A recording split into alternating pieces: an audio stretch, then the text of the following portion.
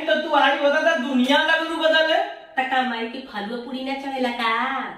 तो माई के हलवा पूरी चले तो दुनिया कहाँ से माई एली तो माई के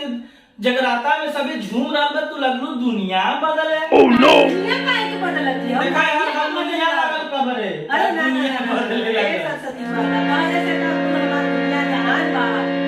तोई से तई गुनो बरान बा हे मां हे सरस्वती मां तो हो जाए अरे खाए कुछ भजन गावा भजन नहीं हाँ माई माई कही के बोलावतिया सुटिया बोलावतिया हो अरे बेसुरा काहे गाओ थे तनी सुर में गाओ भाई माई भाव के भूखा होली हाँ तो ताल ताल मिला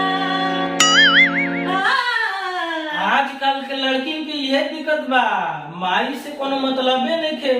माई भी जाते से उल्टा पल्लू मार के माई मंदिर छोड़ के 4 किलोमीटर दूर अब ताल से ताल माई मिले यहाँ तक का होई ना माई माई हमके कहतरी कि स्वीटी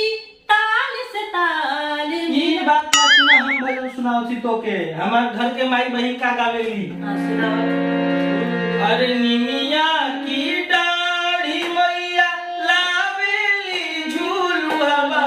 होगी झूली झूली ना अरे दुनिया के नारी मैया नावेली झूलवा हो की झूल झूलना ऐसे भजन गावली तो कैसे गावे तनी भाव में गावा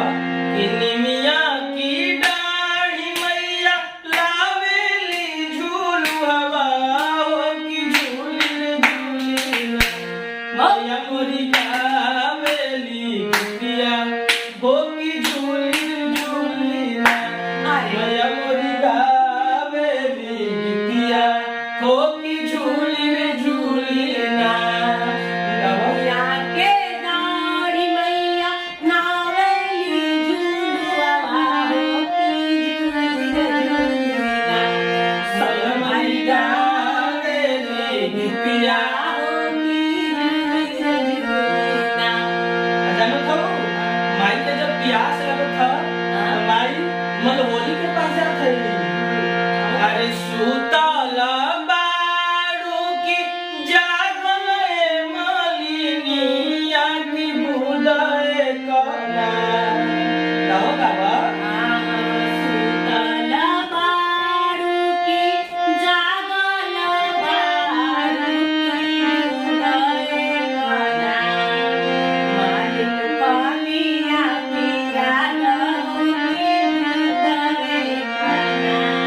मालिन पनिया पियो तू हो की बुदए कना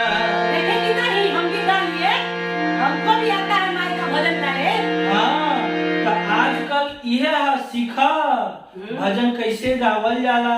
अब तू लगबू कि ताल से ताल मिला ताल से ताल मत मिला तो ताल से माई ताल- से भजन करा माई से नैन मिलावा अरे तो ताल से ताल मिला के ही तो भजन गावल जाला ना तो उहे तुम कथी